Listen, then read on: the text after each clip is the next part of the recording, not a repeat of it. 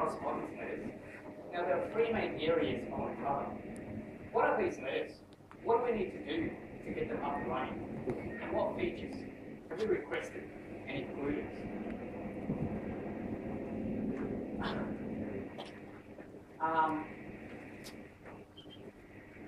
Okay, now I remember. Firstly, the invoice is one of the most important documents that we send out. So what happens if the customer doesn't pay? What happens if we make an honest mistake? The second wave of letters we send out are these finance letters. Now we ask ourselves, we already got this working in mass market, and it's working fine. Why don't we use that protocol and deploy it into C&I? Well, are we going to tell one of our high-value customers, such as Telstra, if they've got any financial problems, please contact Family Systems.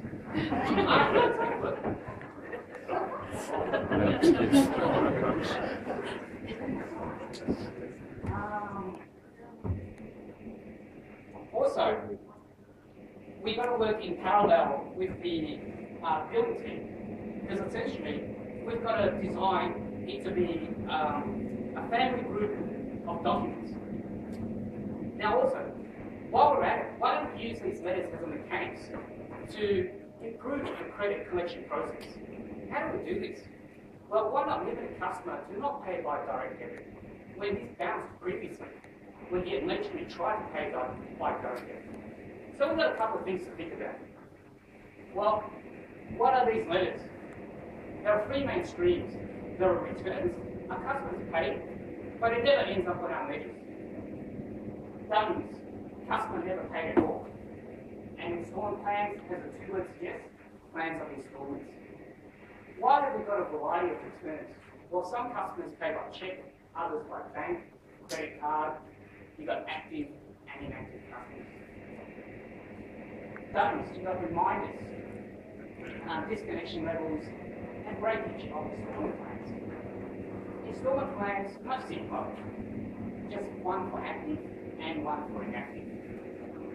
So I look at this and I see there's 14 letters, simple enough. Let's run these things and let's do the test. But in our C&I world, we treat I&C majors differently. We have elect, gas, AGM. We've got 6 different entities within AGL. And what happens if the customer has a previous overdue account on top of the current overdue account? So we've got a couple of scenarios. Also different texts. Technically, what does that mean? Well, that means variables, installment plan dates, fees, amounts. Also, we've got different data fields. The objective of this slide is not to actually show, well, we couldn't fit it into one slide, and the writing there is not important. It's to emphasize the variety of data fields that we need to include for different types of letters and the matrices. Also, another matrix is for different letters, we have different payment options. So why do we do that? Well, by the time the customer reaches a Dunning level 2 disconnection, we don't want them to pay by check now anymore. It's taken too long. We want to recruit that money ASAP. So, with all these variables and scenarios, what do we come up with? Are we going overboard? Well, one ultimate question is, when the business comes and asks, Program Spectrum, have you tested a New South Wales majors Dunning level 1 reminder notice, ABN number 3, that has an overdue account on top of a current overdue account and is an active account? We can rightfully say yes. We've covered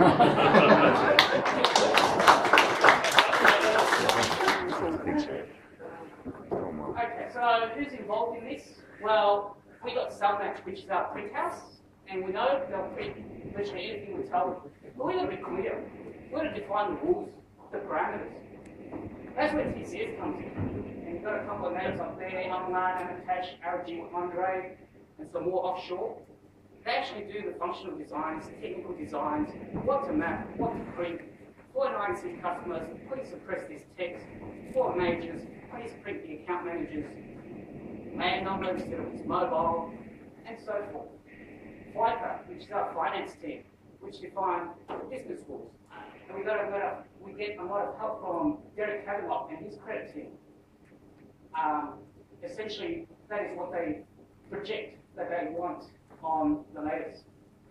We also got market communications, which is responsible for the branding, legal legislations. So in closing, I just want to run through a couple of the defects that we encountered. I've got 3 very simple scenarios up there. And it shows a panel which is at the top right-hand corner of a letter. So the first scenario, we've checked all this data against SAC, and it's correct. Oh, before we go on, the panel just shows the amount due, contact details, and legal entities and so forth. So we check these amounts against that, and it all looks good. Now that's red circle there outlines a legal entity, ABN, and that ABN is correct. However, as you can see, it breaks over 2 lines. As little as it is, that's a grey mark issue. Second scenario, we've got everything there perfect. ABN's breaking off correctly, but it runs into the contact details. So that's a customer experience issue. We've got to fix that. Last scenario, very clean, everything's up there, numbers right. But HEL has a brand mark issue where 10-digit phone numbers are in groups of clusters of 4, 3, and 3. While actually want their clusters in 4, 2, 2, 2. Wow. So, as many and little as it sounds, some rules are flexible, but these are not. And so, in conclusion, I hope this presentation gave you a better insight on what the letters are about. I also do wish none of you get one of these letters in your mailbox. And if there are any questions, please fire away.